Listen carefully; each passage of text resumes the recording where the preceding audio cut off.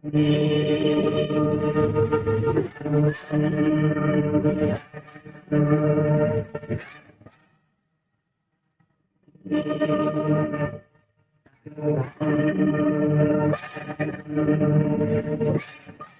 ช่วงเวลาต่อไปนี้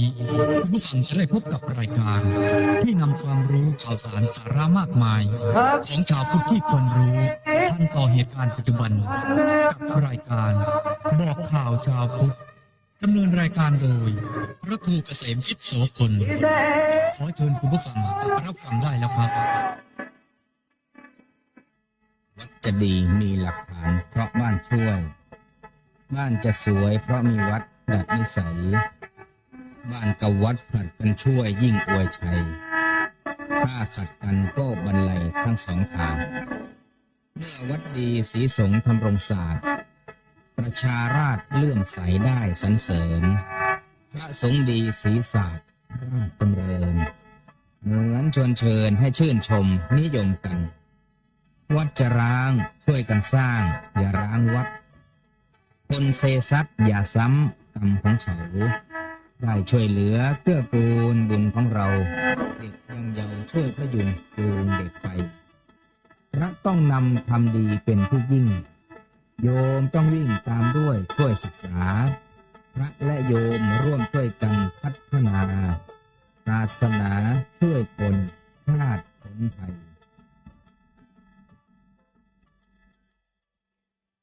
ขอความนอบน้อมแด่พระรัตนตรัยขอถวายความเคารพพระเทรานุเทระทุกรูปขอความสุขความเจริญในธรรม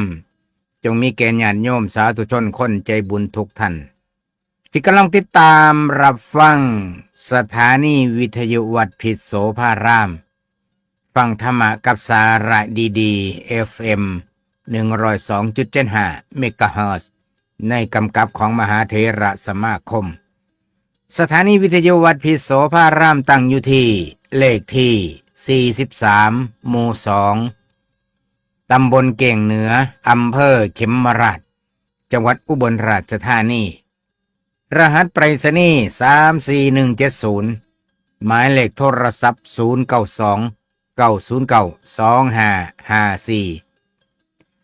มื้อนี้เป็นวันพุธที่5เดือนสิงหาคมพุทธศักราช2569อาตมาภาพพระครูเกษมพิษโสพลผู้อำนวยการสถานีวิทยุวัดพิษโสภารามมื้อนี้มาดำเนินรายการบอกข่าวเช้าพุธยามเที่ยงตามเวลาตั้งแต่วันจันทร์ถึงวันศุกร์ รายการบอกข่าวเช้าพุธยามเที่ยงนี่ก็สิได้ยินเสียงพิณเสียงแค้นปองแรงปองแรงปองแรงมายามเที่ยงรายการบอกข่าวเช้าพุธนี้ก็สิมาพบปะกับญาติโยมผู้ฟังพ่อใหญ่แม่ใหญ่แม่ป้าพ่อลุงอาวอาน่ะบ่าวสู่ขู่สู่คนทุกทิศทั่วไทยที่ติดตามรับฟังทั้งวิทยุ FM 102.75 เมกะเฮิรตซ์ติดตามรับฟังทั้งคลื่นสาธุเรดิโอ FM 101 เมกะเฮิรตซ์ติดตามรับฟังทั้งคลื่น FM 90 เมกะเฮิรตซ์วัดหน้าล้อมตำบลเขาหลานอำเภอทับสแกจังหวัดประจวบคลื่น FM 91 เมกะเฮิรตซ์วัดดงไม้งามตำบลชัยเกษมอำเภอบางสะพานจังหวัดประจวบคลื่น FM 99.75 เมกะเฮิรตซ์พุทธธรรมสถานอุทยานวัดทางสายตำบลธงชัยอำเภอบางสะพานจังหวัดประจวบคลื่น FM 100.25 เมกะเฮิรตซ์วัดราชสัทธาธรรมหรือว่าวัดบ้านไร่ตำบลพระแท่นอำเภอธามกาจังหวัดกาญจนบุรีคลื่น FM 96.50 เมกะเฮิรตซ์วัดป่าจริยธรรมตำบลหน้าดอกคำอำเภอหน้าดวงจังหวัดเลยคลื่น FM 101.75 เมกะเฮิรตซ์วัดศรีอุดมวงศ์บ้านน้อยหน้าตำบลศรีสงครามอำเภอวังสะพุงจังหวัดเลยคลื่น FM 103.75 เมกะเฮิรตซ์ตำบลไผ่ขวางอำเภอเมืองจังหวัดสุพรรณบุรีค ตอนนี้กำลังซ่อมบำรุงเสาอากาศสถานีวิทยุยังบ่ทันได้ออกอากาศ คลื่น FM 88.75 เมกะเฮิรตซ์วัดป่าชุมชนฝ่าหวน ตำบลหน้าค่ำอำเภอศรีเมืองใหม่ จังหวัดอุบลราชธานี คลื่น FM 98.25 เมกะเฮิรตซ์วัดคลองน้ำเย็น ตำบลทุ่งย่างเมือง อำเภอคิริมาศ จังหวัดสุโขทัย คลื่น FM 102 เมกะเฮิรตซ์วัดผู้จวง ตำบลทับหลวง อำเภอบ้านไร่ จังหวัดอุทัยธานี คลื่น FM 103.25 เมกะเฮิรตซ์ธรรมจักรด่านสร้าง อำเภอด่านสร้าง จังหวัดสุพรรณบุรี คลื่น FM 104.75 เมกะเฮิรตซ์ธรรมจักรเกาะแก้ว วัดไผ่โรงงัว อำเภอสองพี่น้อง จังหวัดสุพรรณบุรี คลื่น FM 91.75 เมกะเฮิรตซ์ธรรมจักรดอนตะเพ็ด บ้านเกาะขาม วัดพุทธบูชา อำเภอพนมทวน จังหวัดกาญจนบุรี คลื่น FM 89.75 เมกะเฮิรตซ์วัดประดาเจ็ดรั่ง ตำบลหนองหลวง อำเภอล้านกระบือ จังหวัดกำแพงเพชร รวมแล้วทั้งหมด16 สถานี วิทยุที่พ่อแม่พี่น้องญาติโยมติดตาม รับฟังรายการบอกข่าวเช้าพุธนี่ทางวิทยุรับ FM นะ ตอนนี้ก็มีญาติมีโยมทำบุญ ถวายเครื่องรับทางคลื่นสาธุเรดิโอ เพราะว่าคลื่นสาธุเรดิโอนี่ก็ซอยเหลือดูแลเจือจานห่วยคันสิให้เพิ่นมาอ่านแต่สื่อสถานีวิทยุรายการสำเนียงเสียงเนินนี่โยมไม่บ่ได้ฟังนะ อ่านแต่สื่อสถานีนี่ก็เบิดเวลา1 ชั่วโมงพอดี อันนี้บ่แม่นอาตมาคุยได้โยมเว้าเรื่องจริงนะเพราะฉะนั้นก็ให้ญาติให้โยมเฮาเข้าใจ เฉพาะรายการบอกข่าวเช้าพุธนี่ก็รวมแล้วมี16 สถานีวิทยุที่ออกอากาศ อยู่กำแพงเพชร สุโขทัย สุพรรณบุรี กาญจนบุรี ประจวบคีรีขันธ์ อุบลราชธานีนี่6 จังหวัดนับเป็นจังหวัดนี่6 จังหวัด16 สถานีก็คิดว่าญาติโยมพุทธศาสนิกชนติดตามรับฟังรายการนี้ได้อาตมามั่นใจแล้วว่าพุทธศาสนิกชนใน16 สถานีวิทยุใน6 จังหวัดเนี่ยฟังภาษาไทยท้องถิ่นคืออาตมาเว้านี่แหละฟังได้นะแต่ก่อนอาตมาก็บ่คิดว่าสิมีผู้ฟังได้ที่ไหนได้อาจารย์อาจารย์พระอาจารย์สรายุทธเพิ่นว่าโอ้โยมเขาฟังหูเบิดแหละอาจารย์เว้ายังเขาจักเบิดแหละว่าซั่น สัมพ่อเพิ่นลิงก์สัญญาณรายการบอกข่าวจะพูดไปออกอากาศอยู่อู่ทองเด้ออาตมาว่าแต่ก่อนอาตมาก็บ่มีข้อมูลบ่ทันหูจักดังนั้นพี่น้องฟังอยู่จังหวัดใดซอยแจ้งผลการรับฟังมาได้ที่หมายเลขโทรศัพท์092 909 2554ได้ในรายการบอกข่าวเช้าพุธและนอกจากนี้ยังสามารถติดตามรับชมรับฟังได้ในรายการไลฟ์สดทางเฟซบุ๊กทาง TikTok ทาง YouTube แต่ว่า YouTube ใส่บ่ได้มาสิเป็นเดือนแหละโยมนะบ่ฮู้ว่าเป็นหยังใส่บ่ได้ ไลฟ์สดออกบ่ได้แต่ก็เอาเท่าที่ได้ก็แล้วกันสำหรับรายการบอกข่าวเช้าพุธในมื้อนี้ก็แจ้งให้ญาติโยมทราบมื้ออื่นนี่วันที่6 สิงหาคมรายการบอกข่าวเช้าพุธสิบ่ได้เป็นรายการสดเนื่องจากว่าอยู่ในเทศกาลอาทิตย์แรก ของเดือนเข้าพรรษามื้อนี่เป็นวันแรม8 ค่ำเดือน8หลังยังอยู่ในช่วงต้นฤดูกาลเข้าพรรษามีกิจกรรมของสงฆ์คณะสงฆ์อำเภอเขมราชทุกวัดสิไปทำสามิจิกรรมถวายสักการะหลวงพ่อที่ปรึกษาเจ้าคณะอำเภอคือหลวงพ่อพระครูวรกิจโกวิทอายุ90ห่วยบ่แม่นสิ92แล้วบ่อายุเพิ่นในฐานะว่าคือจังอาตมาก็ในฐานะว่าเป็นพาลูกพาหลานก็ไปถวายสักการะเป็นธรรมเนียมเป็นขนบธรรมเนียมอันดีอันงาม ดังนั้นรายการบอกข่าวเช้าพุธมื้ออื่น สิบ่ได้มาจัดทำรายการสดเด้อญาติโยมเด้อ มื้อนี้ก็ต้องขออนุโมทนาเจ้าภาพเจ้าศรัทธาทุกท่านที่ได้ถวายความอุปถัมภ์บำรุงสถานีวิทยุด้วยดีเสมอมาและก็แจ้งข่าวเราบุญพี่น้องเด้อบุญสถานีวิทยุร่วมกันนัดวันมาพบปะกันในวันที่29 สิงหาคมสิได้ร่วมกันถวายสังฆทานทอดผ้าป่าเพื่อสมทบทุนการทนุบำรุงสถานีวิทยุเพื่อสิได้มีการสมทบทุนสิได้มีค่ากระแสไฟฟ้าสมบำรุงรักษาอุปกรณ์ค่าน้ำค่าไฟสถานีวิทยุ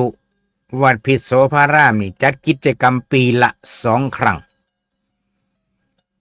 คันบ่มีกิจกรรมปีละ2 ครั้งนี่ก็เป็นว่าสถานีเฮาก็บ่มีเสียงออกอากาศบ่สามารถที่จะส่งเสียงออกอากาศได้อันนี้ก็แจ้งให้ญาติโยมฟังตามตรงเพราะว่าเฮาบ่มีทุนนอนถุงพ่อสิได้นั่งจ่ายตามอัธยาศัยได้บ่สามารถสิเฮ็ดได้ก็ต้องอาศัยสายทานศรัทธาญาติโยมผู้เล็กผู้น้อย แล้วก็มีการจัดกิจกรรมทอดผ้าป่าปีละ2 ครั้งครั้งแรกของปีนี้ก็18 กุมภาพันธ์ของทุกปี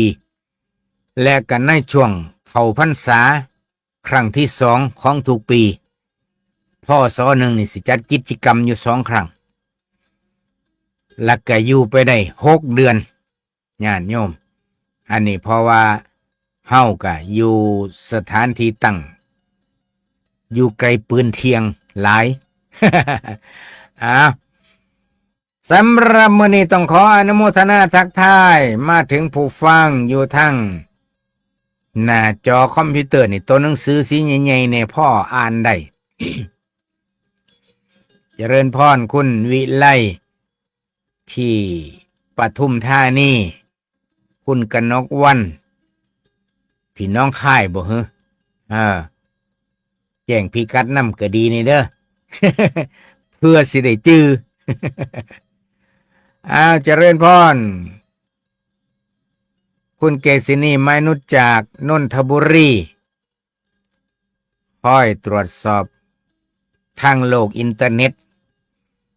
ถวายความเคารพท่านพระอาจารย์สรายุทธสิริสาโรถวายมีอย่างน้อยนี่เนาะ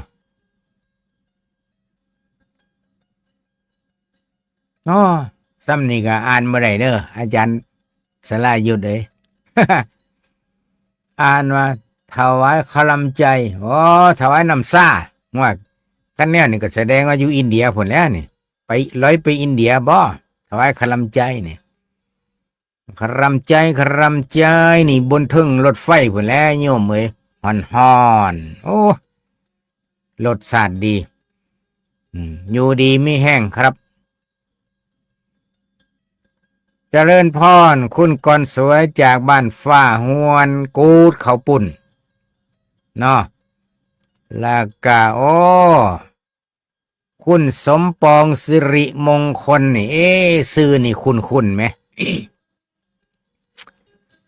ว่ามันลูกมันหล้านมันเก่งอยู่คันว่าซื้อสิริมงคลนี่ว่ามันแมนอยู่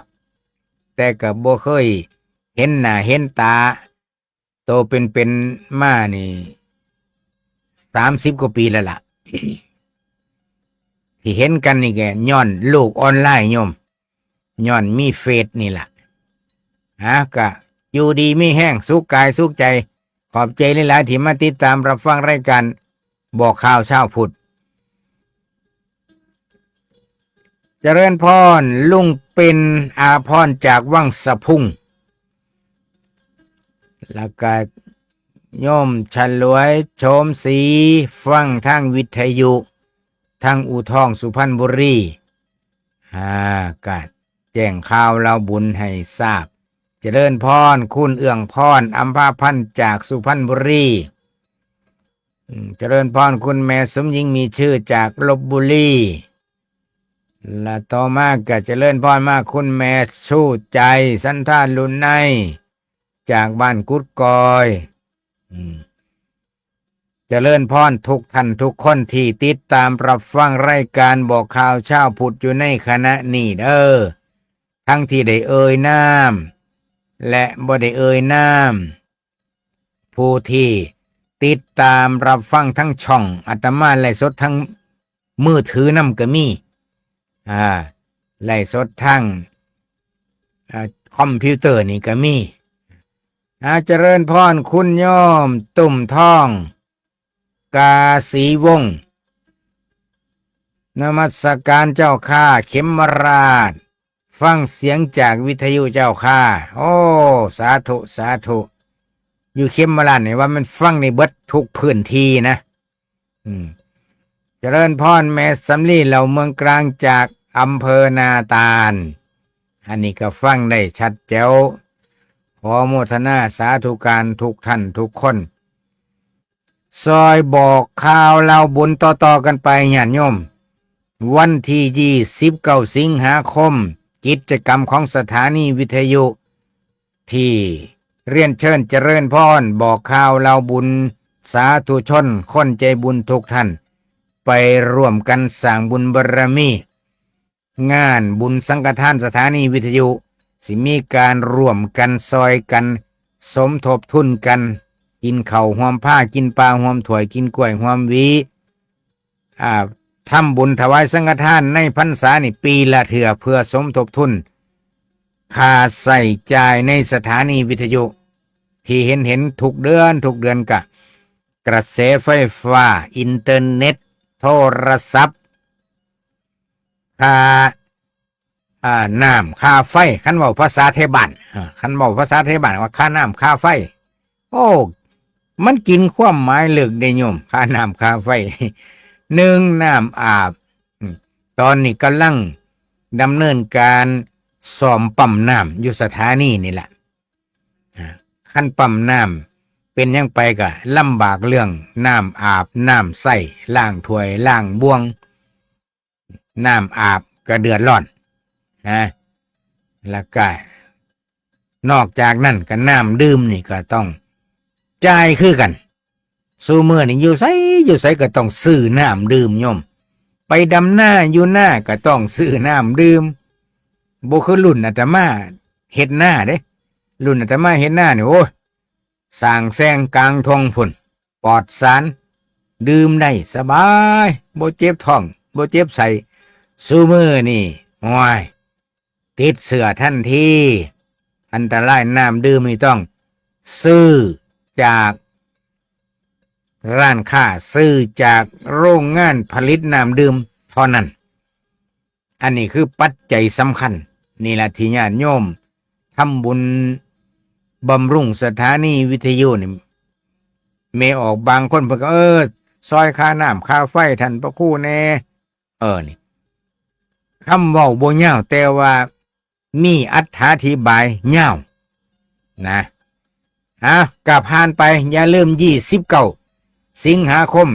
มื้อนั้นญาติโยมมาทำบุญก็สิมีกิจกรรมพิเศษอยู่ หนึ่งสิมีกิจกรรมทำพิธีมอบใบอนุญาตให้กับเจ้าอาวาสวัดพิษโสภารามแล้วก็สิมีการลงทะเบียนจับสลากญาติโยมผู้ที่มาร่วมบุญทุกคนนี่มีโอกาสได้จับสลากทุกคนสิมีวัตถุมงคลให้จับสลากนะก็ขอเรียนเชิญเจริญพรพอออกไม่ออกทุกท่านทุกคนทางเสียงผ่านเสียงไมโครโฟนมาออกวิทยุโยมนี่เด้อสิบ่มีจดหมายบ่มีซ่องผ่าป่าไปแจกบ่มีหนังสือส่งไปแจ้งข่าวเด้อสิมีแต่เสียงประชาสัมพันธ์ทางวิทยุคันญาติโยมฟังวิทยุก็จังสิหูจักคันบ่มีวิทยุฟังก็อาศัยฟังจากผู้อื่นบอกกันต่อๆไปสำหรับมื้อนี้แจ้งข่าวเราบุญถึงมีงานประชาสัมพันธ์ของวัดเขาพระวัดเขาพระตำบลทับข้างอำเภอเขาย้อยจังหวัดเพชรบุรีสิมีการเข้าค่ายพุทธบุตร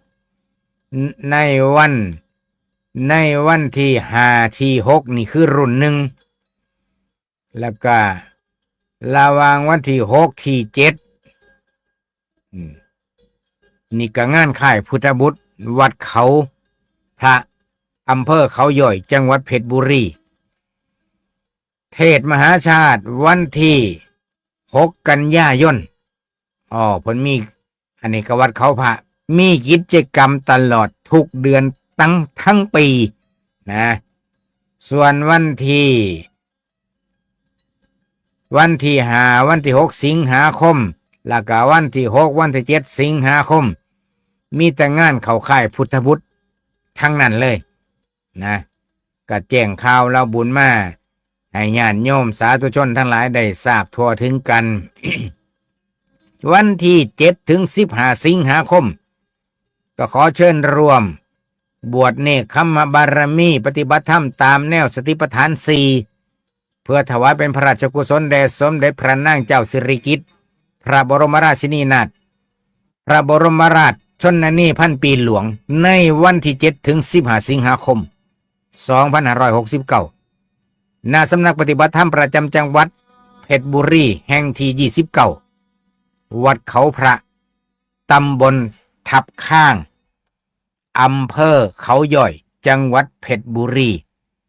อันนี้ก็ญาติโยมอยู่ไกลอยู่บ้านไกลอยู่ต่างจังหวัดผู้มีศรัทธาอยากไปร่วมก็ไปร่วมได้บ่ผิดกติกาโยมนะอยู่ต่างจังหวัดโยมนี่สบายคันผู้มีเวลาผู้มีศรัทธาอยากไปร่วมกิจกรรมบวชเนกขัมมบารมีว่าภาษาชาวบ้านก็นุ่งขาวห่มขาวบ่ต้องโกนผมธรรมดาเนี่ยอยากอยู่ตลอดงานก็ได้อยากอยู่จัก4วัน5วัน7วันก็ได้แล้วแต่ญาติโยมสะดวกอันนี้บอกข่าวเราบุญมาให้ทราบสำหรับรายการบอกข่าวเช้าพุธมื้อนี้ช่วงครึ่งชั่วโมงหลังนี่ก็สิมีสาระมาฝากให้ญาติโยมเฮาได้ไปพิจารณาอันนี้มีข้อมูลสำหรับคณะสงฆ์อำเภอเขมราชจังหวัดอุบลราชธานีประจำปีพุทธศักราช2569มีการสำรวจพระสงฆ์ผู้อยู่จำพรรษาในอำเภอเขมราชทั้งเบิดมีอยู่87วัดมีที่พักสงฆ์55สำนักนะมีผู้อยู่จำพรรษาในอาวาสทั้งเบิดในอำเภอนี่910รูปคนนั่นหมายถึงว่านับร่วมถึงเมซี่พอขาวถึงพระถึงเน้น910มีวัดอยู่87วัดมีพระสงฆ์อยู่664รูป มีสามเณร165 รูป มีแม่ชี38 คน มีศิษย์วัดอยู่43 คน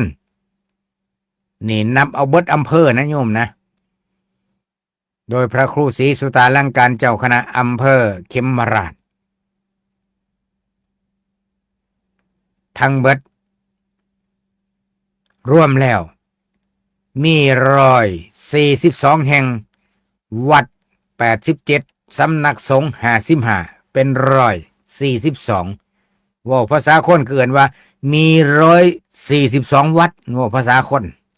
แต่ความจริงวัดจริงๆที่ถูกต้องตามตัวบทกฎหมายก็คือ87 วัด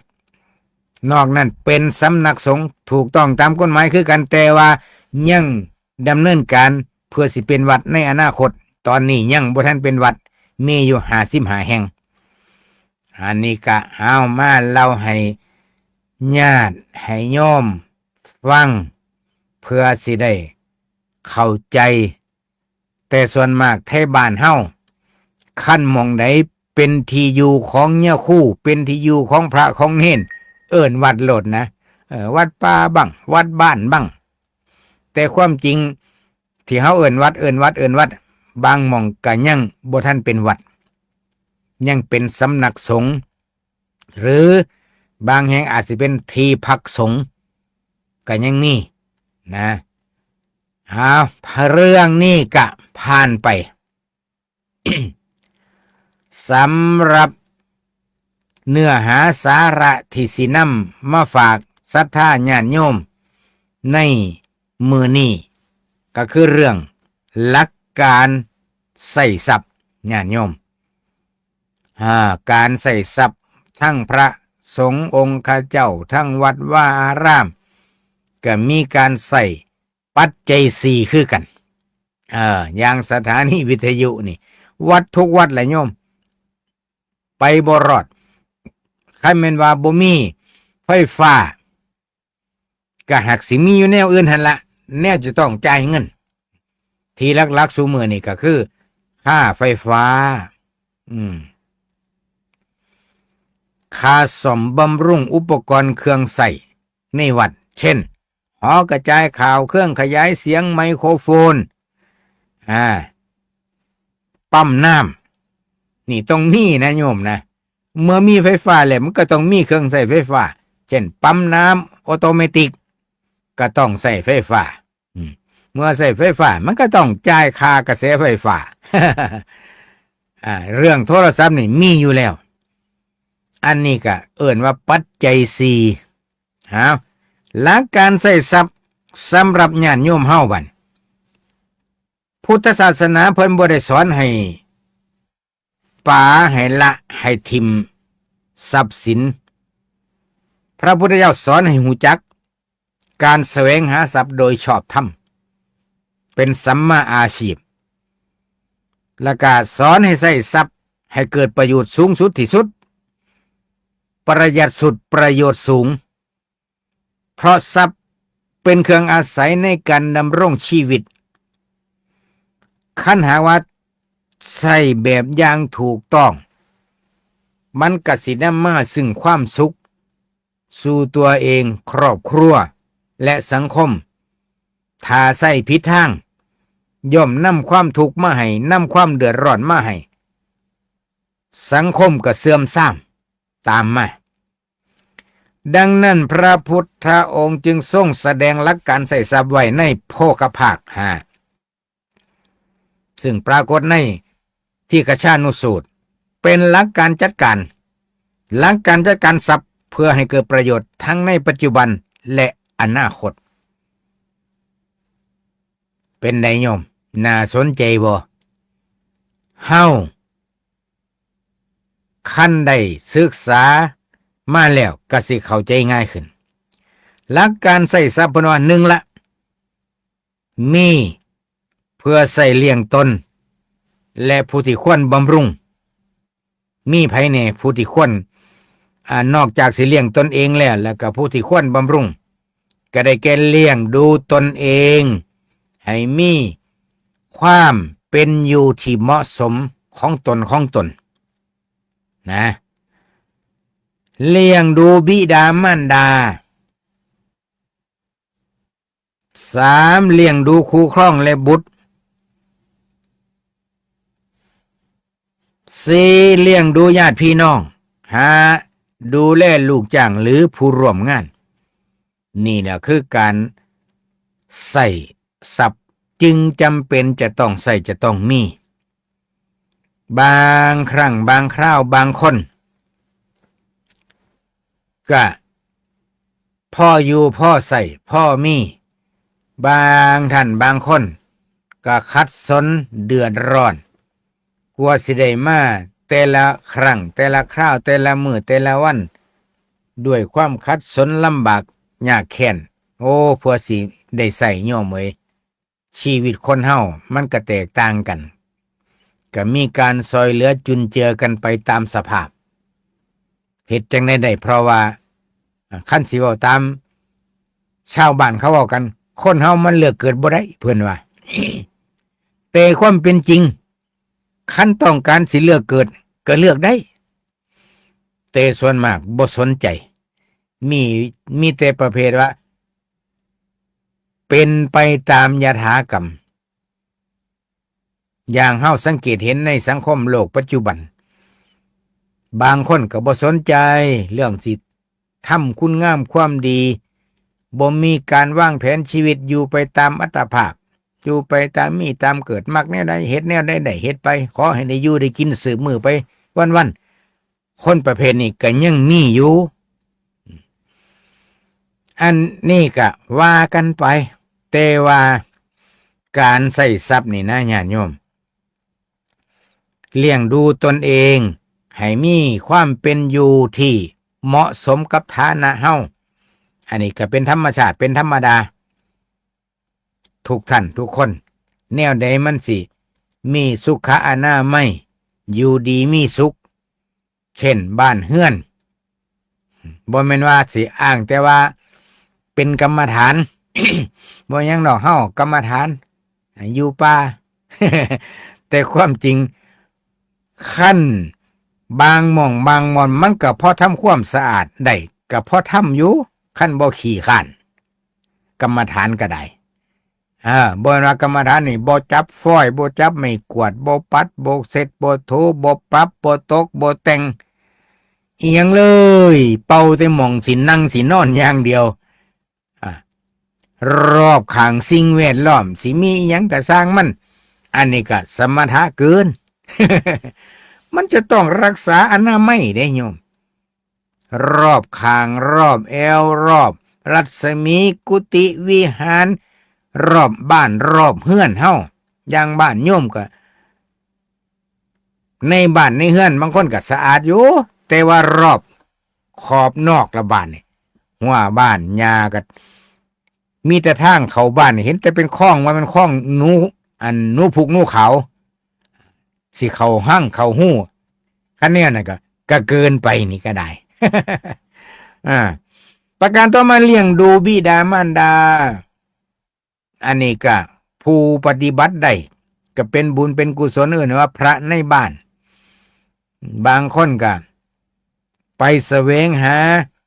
ครูบาอาจารย์ตามผู้เขาเล่ากาไก่ปันไดก็ไปขึ้นที่สูงลงที่ต่ำผู้ต่ำผู้สูงผู้ไก่ผู้ไกลไปเบิดขอให้บอกเลขถูก นะเขาผู้เป็นพระกัดวางแผนแต่สิบอกเลขวางแผนแต่เฮ็ดอย่างไรโยมสิยังสิมาขอเลขเฮ็ดไปหมดสู่แนวบางครั้งบางข้าวมันก็เวอร์เกินไปอยู่ก็มีอันนี้ว่าเลี้ยงดูว่าเรื่องเลี้ยงดูบิดามารดาก็ต้องใส่ใจในฐานะผู้เป็นลูกแนวใดพ่อทำความสะอาดก็ต้องให้สะอาดที่พักผ้าอาศัยเครื่องใส่ของสอยผ้าห่มแพร่พันก็ต้องให้สะอาดสะอ้านแนวใดที่มีกินอับกินบ่โสภาก็พยายามปรับปรุงตกแต่งว่าง่ายๆว่าให้รักษาความสะอาดเอาไปคันเว้าซ้ำนี้ยังบ่ทันเข้าใจกัด อาตมาก็ มือยังสิมาเว้าไม่ดอก อ่าถัดมาเลี้ยงดูภายในครอบครัวคือสามีภรรยาบุตรธิดาดูแลในครอบครัวของเฮาให้อยู่ดีมีสุขมีสุขอนามัยอยู่ดีมีแห้งเสร็จแล้วก็ดูแลญาติพี่น้องญาติพี่น้องก็เบิ่งกันแนวใดซอยกันได้เป็นบางครั้งบางคราวก็ซอยกันไปซอยขอให้ได้ซอยแนวใดสมควรที่จะซอยก็ซอยกันไปบ่ต้องไปคิดค่าจ้างร่างวันอีหยังเบิ่งกันไปอันนี้เอิ้นว่าเฮาดูแลกันคันเป็นนายจ้างก็ดูแลลูกจ้างคันเป็นลูกจ้างก็ดูแลนายจ้างตามฐานะตามสมควรดูแลผู้ที่ร่วมงานนํกันเป็นญาติธรรมอย่างเฮาใส่กันซุมื้อนี้เอิ้นว่าญาติธรรมหูจักมักคุ้นกันมีหยังก็ซอยกันมีหยังก็แบ่งกันคันมันไม่ออกก็มีหมากเขียวหมากอ่อนหวานๆก็แบ่งกันคนละคำก็เอานี่เขาเอิ้นว่าเอื้อเฟื้อต่อกันหลักธรรมที่เกี่ยวของในที่นี้ก็คือจะต้องมีกตัญญูกตเวทีเป็นธรรมโอสถที่จะเยียวยาให้สังคมโลกใบนี้อยู่กันอย่างมีความผาสุกก็คือเอื้อเฟื้อเผื่อแผ่มีความกตัญญูรู้คุณและก็ตอบแทนคุณ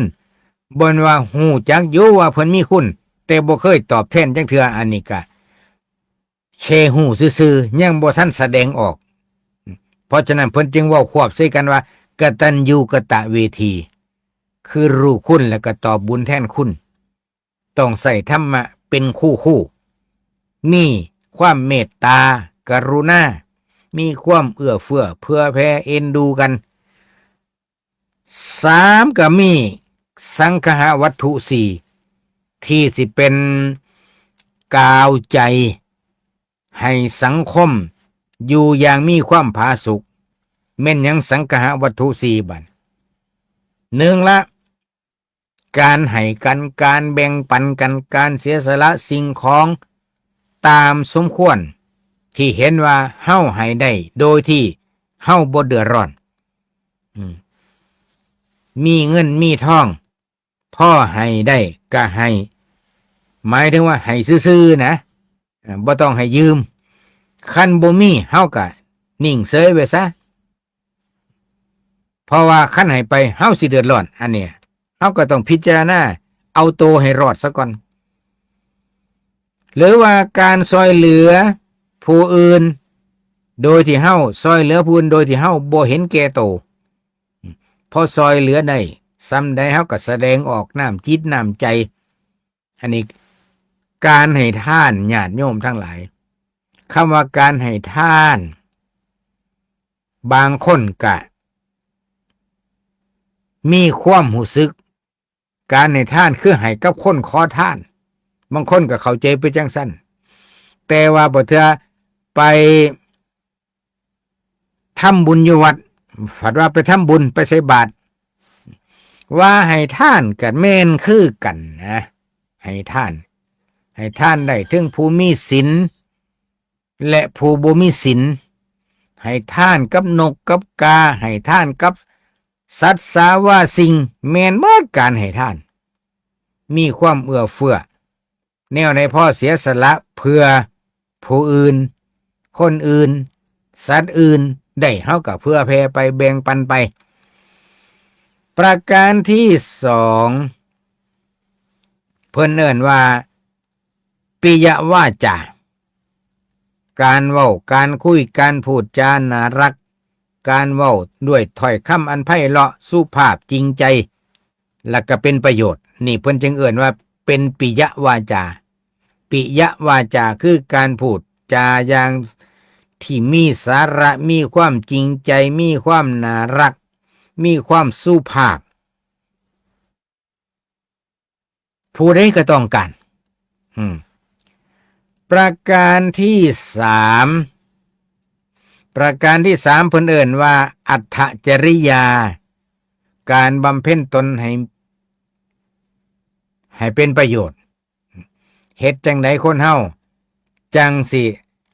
แสดงตนหรือว่าทำตนให้เป็นผู้มีประโยชน์อันนี้ก็ต้องพิจารณาการซอยเหลือด้วยกำลังกายหนึ่งล่ะการทำประโยชน์เพื่อส่วนร่วมสองล่ะในสมัยตะกี้แต่ก่อนสังคมไทยเฮาไปโรงเรียนครูก็สอนในโรงเรียนให้หูจักเป็นผู้เสียสละให้หูจักซอยกันรักษาผลประโยชน์ของ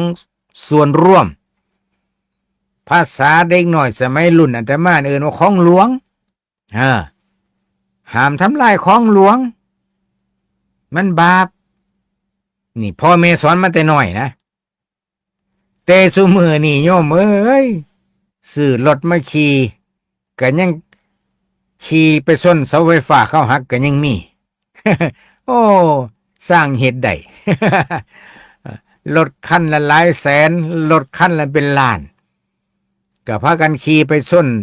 เสาไฟฟ้าแรงสูงหักโอ้เจ้าของก็เจ็บรถก็พังทำลายของหลวงพร้อมสร้างปัญหาให้ชาวบ้านเดือดร้อนอีกต่างหากโอ้สารพัดคันเนียวนี่บ่เอิ้นว่าอัตจริยะนะโยมนะฝ่ายตรงข้ามเลยดังนั้นเฮาจะต้องสำรวมระวังอันไหนที่เป็นของกลางอันไหนที่เป็นของส่วนร่วมต้องซอยกันดูแลเช่นว่าโรงเรียนอนามัยโรงพยาบาลเสาไฟฟ้านี่เอิ้นว่าของที่เป็นของหลวงนี่ต้องซอยกันดูแลรักษาบ่ทำลายถนนจังสิถนนหนทางจังสิ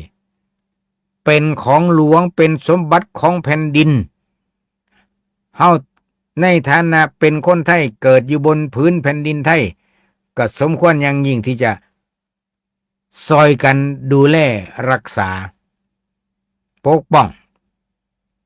แม้แต่กระทั่งว่าประเทศชาติบ้านเมืองของเฮาก็ต้องซอยกันดูแลปกป้องรักษาบ่ต้องไปเว้าถึงโอ้ยขะน้อยบ่มีหน้าที่ขะน้อยบ่แม่นทหารนี่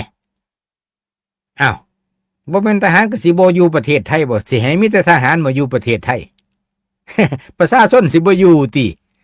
เฮาในฐานะเป็นประชาชนคนไทยก็ต้องซอยกันรักษาประเทศไทยมันก็จังแม่นนี่คันสิว่าไปแล้วก็ต้องมีความกตัญญูต่อผืนแผ่นดินไทยอย่าเนรคุณกับพื้นแผ่นดินเกิดมันจังสิสมควรคำว่ากตัญญูกตเวทีนิยมบ่แม่นว่าสิกตัญญูกตเวทีแต่กับปู่ย่าตายายพ่อแม่พี่น้องซ้ำนั้นจังสิเอิ้นว่ากตัญญู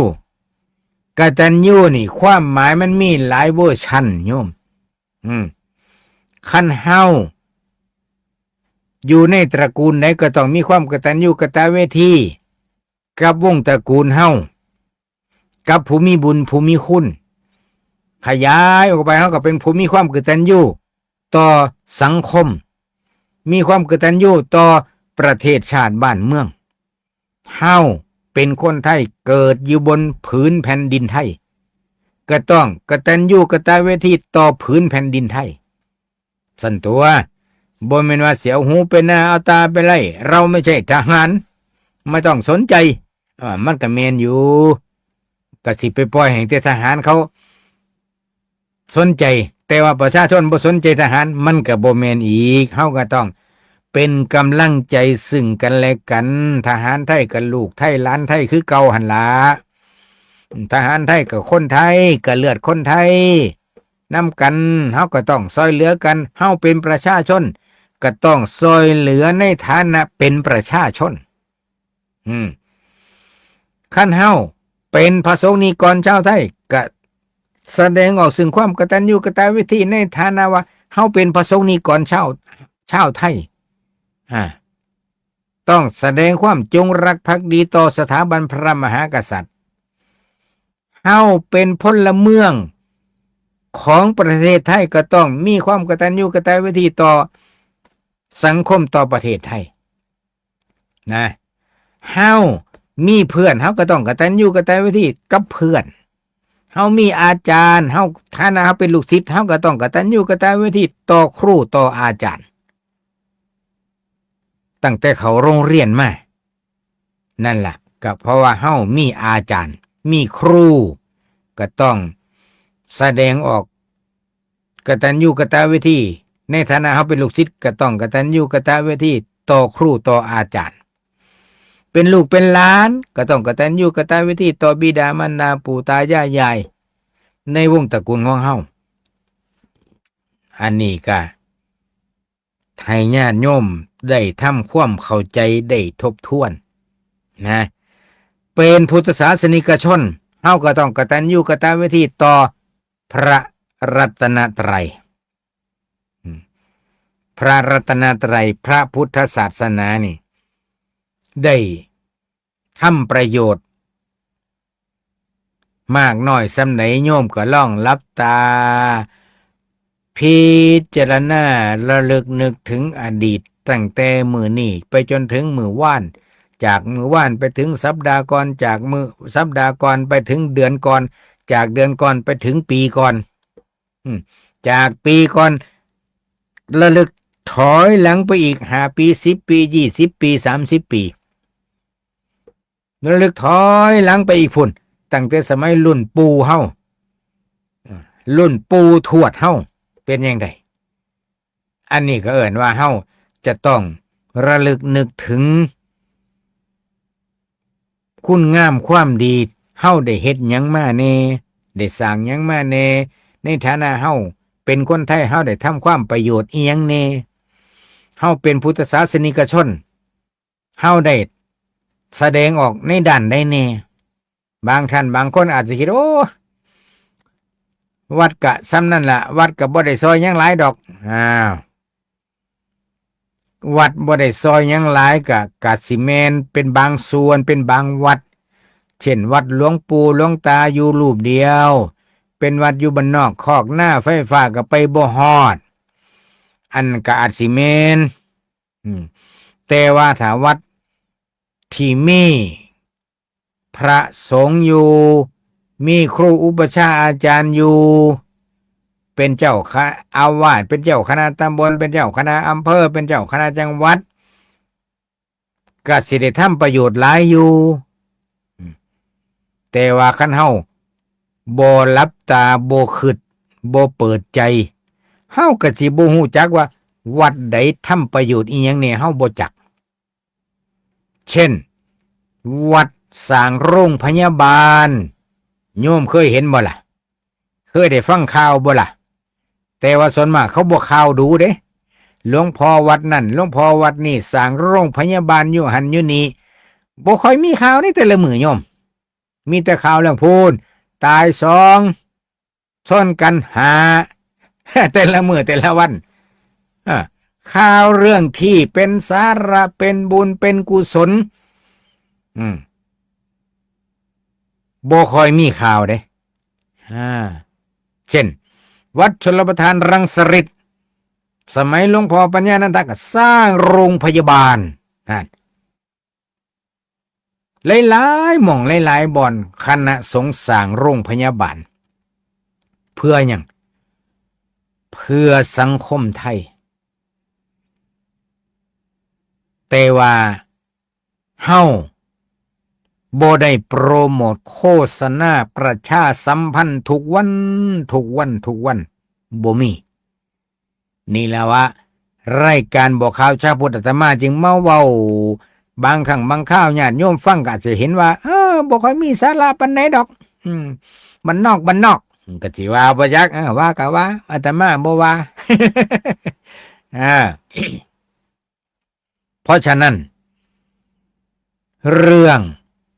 วัดว่าอารามที่ทำประโยชน์ให้กับสังคมญาติโยมเยอะแยะมากมายอย่างเช่นร่วมกันสร้างวัดในอากาศสร้างธรรมาสน์บนท้องฟ้าได้ยินข่าวแน่บ่ล่ะโยมผู้ใดซอยกันประชาสัมพันธ์ก็ได้สิได้เห็นว่าทำประโยชน์ให้กับสังคมนะก็อาศัยว่า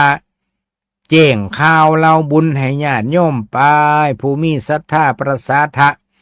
ก็สิได้ยินได้ฟังอย่างญาติโยมที่หูจักอยู่นี่ล่ะโดยเฉพาะพ่อใหญ่แม่ใหญ่ญาติโยมที่ฟังวิทยุเครื่องรับวิทยุเครื่องละ200 300เครื่องละ400 500ตามเท่าที่ว่าผู้ใดสิหาได้แบบใดผู้ใดมีแนวใดก็ได้ฟังหรือบางท่านบางคนอาจสิฟังในโทรศัพท์แต่พ่อใหญ่แม่ใหญ่ส่วนมากบ่มีโทรศัพท์บัดก็ต้องอาศัยวิทยุลูกหลานซื้อให้แล้วฟังไปได้เดือน2เดือนมันตายซ่อมบ่ได้จังซี่ก็มีว่าบ่เป็นแหละญาติโยมเอ้ย จังว่าสถานีวิทยุวัดเตลวัดทั่วราชอาณาจักรไทยโยมพระสงฆ์ทั้งเบิดทั่วราชอาณาจักรไทยที่ทำสถานีวิทยุก็เพื่อว่าเป็นกระบอกเสียงให้ญาติให้โยมชาวพุทธเฮาได้ยินได้ฟังได้ฮู้ได้เห็นสถานีวิทยุก็สิเห็นอยู่ซำบ่เห็นแล้วเนาะซุมื้อนี้มีการไลฟ์สดทาง Facebook ทางอีหยังเนี่ยล่ะทาง YouTube ทาง TikTok ออกข่าวประชาสัมพันธ์ได้เบิ่งทั้งภาพได้ฟังทั้งเสียงก็มีอยู่ถึงแม้ว่าสิเป็นแบบบ้านๆพระสงฆ์ทั้งหลายที่เพิ่นมาทำรายการนี่ก็ผ่านหลักสูตรการอบรมผู้ประกาศข่าวระดับต้นระดับกลางระดับสูงก็ได้ผ่านสนามมาอยู่ญาติโยมแต่ว่าก็ใส่ภาษาท้องถิ่นจังหวะอาตมาแต่ก่อนก็เคยไปส่วนพระอาจารย์สรายุทธเนี่ยจัดรายการนะสมัยตะกี้เพิ่นบ่ทันจัดรายการก็ไปส่วนเพิ่นให้เพิ่นจัดรายการสดเนี่ยนะแต่ก่อนเพิ่นจัดแต่รายการหลวงพ่อ MP3 ซุมื้อนี่หลวงพ่อ MP3 ก็มีอยู่แต่ว่ามีรายการสดนำบ่าย 2อย่าลืมนะญาติโยมนะสำเนียงเสียงเหนือ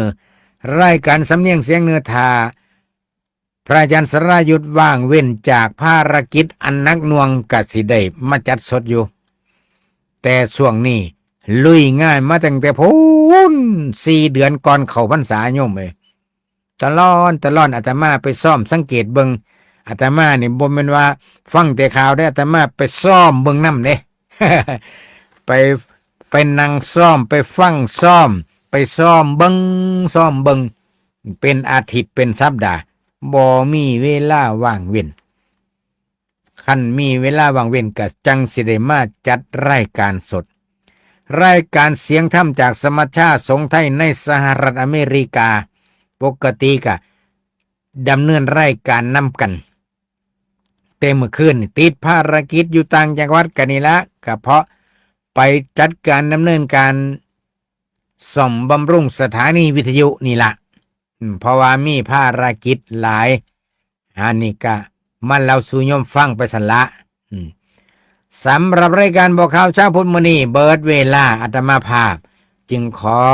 ยุติไว้สำนี้ก็ขอให้ทุกท่านทุกคนอย่าลืมการเจริญภาวนาแผ่เมตตาก่อนรับก่อนนอนสู่ขู่สู่คนสู่มือเด้อสำหรับมื้อนี้เบิดเวลาขอเจริญพรเวลา 13 นาฬิกา